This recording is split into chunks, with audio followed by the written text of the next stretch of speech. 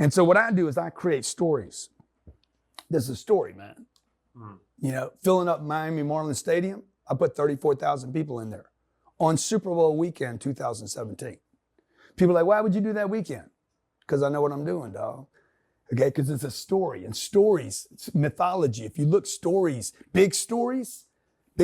keep being told, and they get bigger and bigger and bigger over time. So, you know, I think we spent $10 million to rent Miami Marlins Stadium, marketing, sent out 400 million emails, 400 million, not 400,000.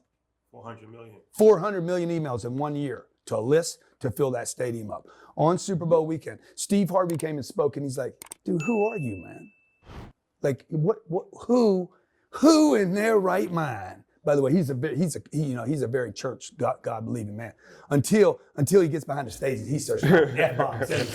Who the fuck are you, man? Who in their right mind would rent a stadium on Super Bowl weekend and think that they could fill it up? And you're not Jay-Z and you're not Beyonce for 3 days to teach people about money and business. And I'm like, dude, I did it to tell a story. Because from now on, Grant Cardone's the guy that filled up that stadium in 2017. So that's part of the marketing game. The marketing game, you can't just have ads. You gotta have a story. No, that's a gem what you just said. Yeah. And that's why, so we just got. Those 2 kids I got, yeah. they ain't mine. They're not yours? No. Biologically? They're not mine at all. No. It's a story, man. Really? I rented them. You know, when you're a parent, you're a father, sometimes you do feel like you rented your kids. I love Nova. Nova, baby girl, I love you so much. But, man, she is like, when she gets going, she gets going. And she about to be 2, y'all already know what time it is. That's why I need y'all to hit like and hit follow and hit comment and hit subscribe and click them ads, because I need money. Because this 2-year-old runs my life. I'm a fucking slave. Help me. My ducks, my swans, welcome to the pond.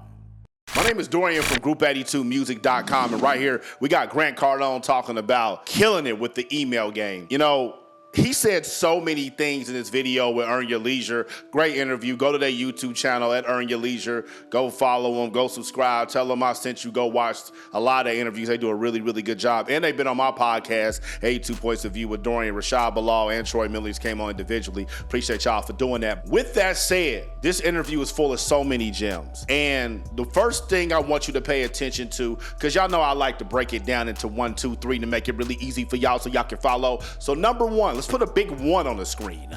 Number 1, the first thing in this interview I want you to pay attention to is that email marketing still works. Email open rates right now in this industry are probably 7-8%, if not lower.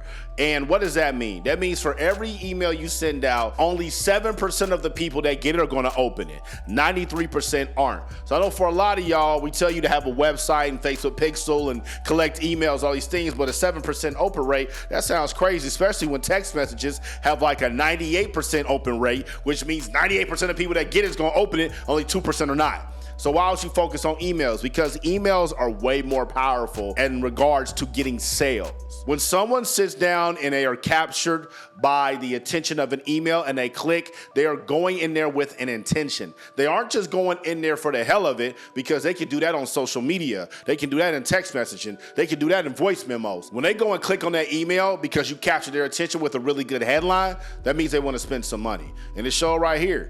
400 million emails are sent. He sold 34,000 tickets. Now I know y'all thinking like, man, there's no way he sent 400 million emails. Yeah, it is, okay? Because I know at us at Group 82, our email list is about 20,000 people right now. And we send out 5 to 6 emails a week. So that's 20,000 times 6, that's 120,000. So I know with us, we've exceeded millions of emails plenty of times. Grant Cardone has been collecting and doing this for a while, and he has a huge brand. So his email list is probably 2 million subscribers. You send out 200 emails in a year, which is not that hard to do. That's 400 million right there. So always focus on email marketing. That's something that's really not going to go anywhere. The second thing I want you to pay attention to in this video, put a big number 2 up on the screen. Second thing I want you to pay attention to, you the one, girl. Y'all don't know nothing about that as I'm holding up number 2s. Second thing I want y'all to pay attention to in this video is you got to be able to tell a story.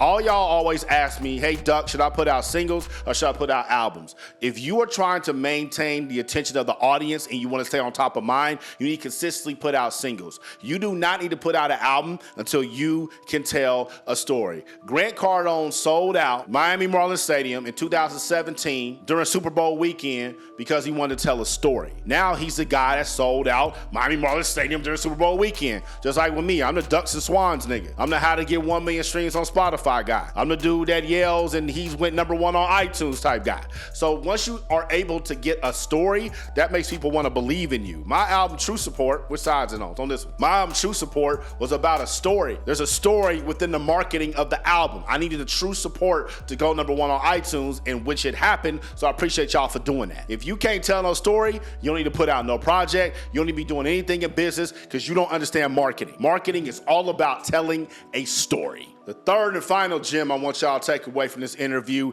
is he said something very poignant. You can't just run ads and expect something to happen. And that's so true. A lot of y'all run Facebook ads and Instagram ads and Google ads and Spotify ads and Twitter and Snapchat ads. You always talking about how you don't get no results. Well, the reason you're not getting no results is because you just run ads that people come to your account. So what are you measuring? Followers? Followers really ain't gonna mean nothing. Don't too many people follow you just from an ad. You gotta be giving them some sort of value. You need to be measuring something by sales, by engagement, by website visits, by emails that you get, something. And when you have a goal for your ads, it makes a lot more sense for you to spend money on it. Because I'm telling you from experience, if you just start putting money towards ads and you don't have no real goal, you're gonna burn through cash really, really quick. In 2016, I ran ads on Facebook for my music video Sunshine. I had no idea what the hell I was doing. I clicked boost post and started putting money into it. I picked everywhere in the world. I figured everybody in the world listens to music. And one of the places I picked was Brazil. If you know anything about Facebook ads at that time in Brazil, they was cooking that shit like a motherfucker. So I had a lot of traffic coming from Brazil. I was getting a lot of views, but it was damn near fake because I didn't know. And Facebook hadn't weaned it out yet. And on top of that, what was my goal for that? To get YouTube views? Why would somebody watch the music video on YouTube when they can watch it right there on Facebook? For people to go stream on Spotify, I didn't even segment my demographic, my target audience on the Facebook ad to include people that only had Spotify. I had no idea what I was doing. So I was burning money and I stopped after I got to about $1,000. And a lot of y'all are doing that now. You gotta cut that out. You gotta put yourself in a position where you're using your money effectively and you're always getting an ROI. There's nothing wrong with running awareness ads. But if you're gonna run an awareness ad to bring people to your page or to your website, you need to make sure you're collecting their email too. And all this stuff I talk about inside of my course. How to market your music online. Finally picked a title. It's gonna be called How to Market Your Music Online. So if it's out, go click the link at group82university.com. First time I'm telling y'all that too. Go click the link. Go buy the course right now. If it's not out yet, that means it's coming soon. You need help with your business? Are you really trying to get everything popping with this marketing? Trying to be like Duck, trying to be in the pond, trying to have your own ducks and swans? You on Instagram, click the link up top. You know, YouTube, click that link in the box. Make sure you click them ads. Not the pond. Y'all stay true. About that. Always focus on my futures while you never see me look back. Late nights, early mornings, all the real ones fear that. Group82music.com.